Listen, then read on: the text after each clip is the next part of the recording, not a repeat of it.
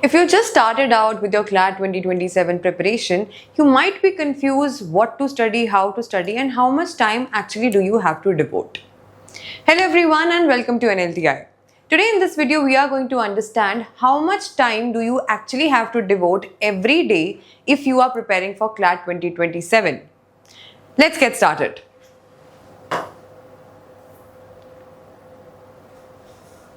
I get this question asked a lot from a lot of aspirants, that how much time is enough?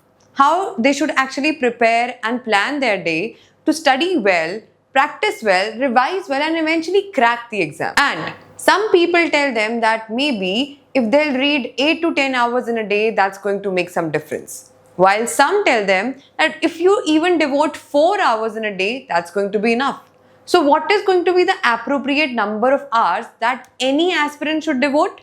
So in my opinion, if you are able to devote around 4 to 7 hours every day, but focused 4 to 7 hours every day till the exam, no way you cannot crack the exam.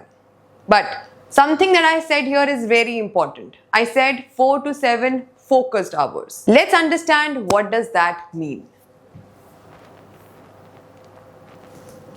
Sitting aimlessly, spending time with your books open but not reading anything, or maybe reading something but not focusing and getting anything in your mind will not help your preparation. Focused reading here means reading things carefully, trying to interpret it, trying to apply what all you are reading. CLAT is not a test of your knowledge or your memory. So if you are cramming things, that might not help you. But if you are understanding things, even by spending less number of hours, that is something which is eventually going to help your score. So what should be the ideal study range? Let us understand. The ideal study range in the beginning of your preparation should be ideally around 3 to 4 hours every day.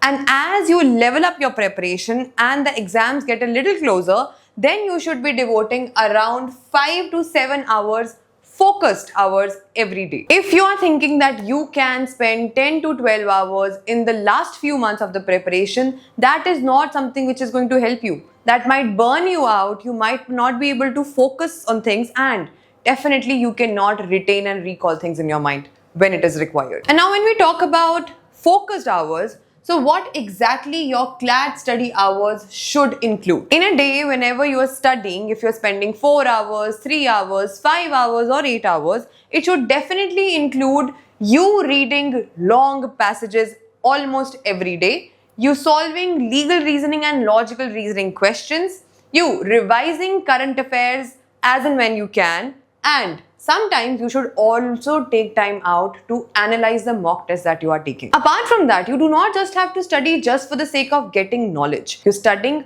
also to develop some healthy habits which can elevate your entire exam preparation. Those habits are going to include you reading something challenging almost every day, you practicing legal reasoning and logical reasoning questions every day, and you revising current affairs sections regularly. Studying alone is not which is going to help you to crack this exam, but studying almost every day consistently is something which is required in this exam. So if you are someone who thinks that you can crack the exam by studying 9 to 10 hours in the last few months of your preparation, then no, that might not work well for you.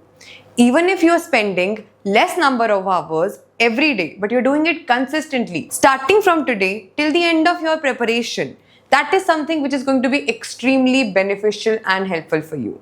So what matters the most? Consistency. Also, covering syllabus is not going to be enough. You also have to develop a habit of taking mock tests as and when you can. Taking mock tests does not mean that you are just revising things. It also means that you are finally testing at what level of preparation you have reached. And taking mock tests are not enough.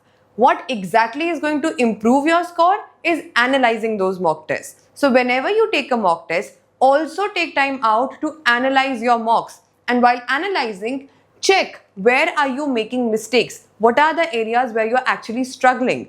And identify the cause of your mistake. Have you caused that mistake because you misread something? Or maybe you rushed the last section, or maybe you assumed something which was not there, or maybe you were careless or reckless.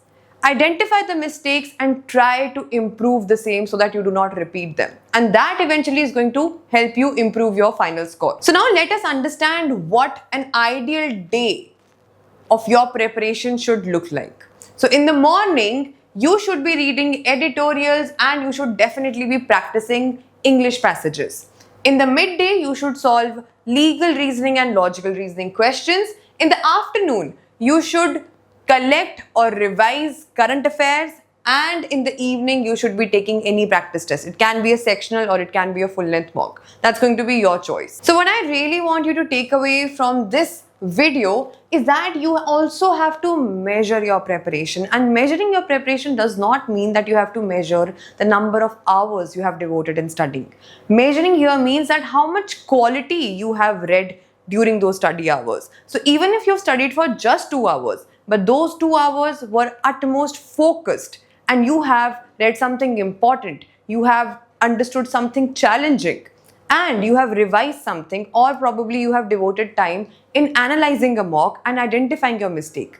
That is something which is going to help you improve your score, and not long study hours. So even if you're spending 10 hours but you're distracted, you're using your mobile phone, you're not able to understand what all is written there, you're not able to recall things, and you're not revising things timely, that is not something which is going to help you in your preparation. So the next time, if you ever have this question in your head that what should be the ideal number of study hours you should devote for CLAT preparation, always keep in mind that number of focused hours is something which is going to matter more.